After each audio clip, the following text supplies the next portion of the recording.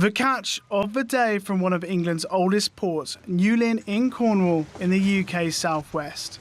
For centuries, this coastal community has relied on its fishing industry.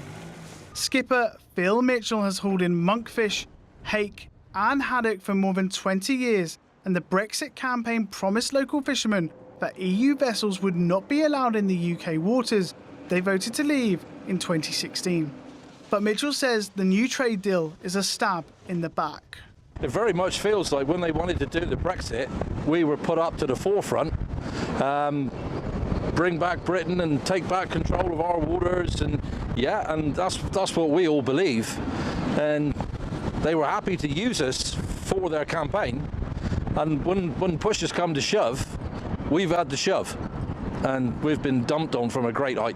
Mitchell and the British fishing community are furious that for at least the next 5.5 years, European vessels will continue to enjoy full access to UK fishing territory with no reciprocation in French, Belgian or Dutch waters. They say an opportunity has been missed to take back control. Over in France, fishermen are relieved they'll be able to access the English Channel, but it isn't considered a victory.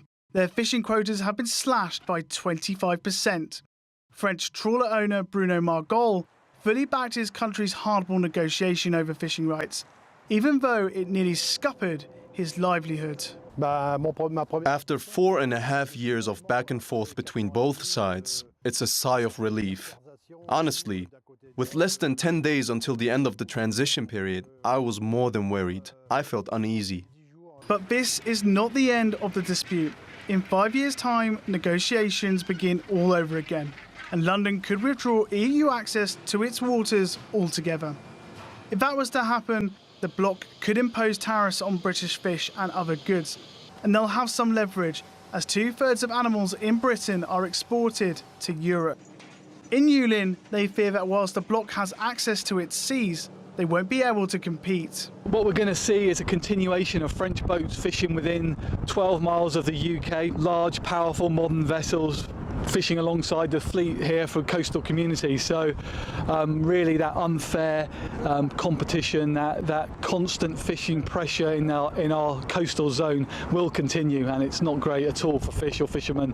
The sense of betrayal in fishing communities like Newlyn is still very raw, and there are fears it could leave them all at sea.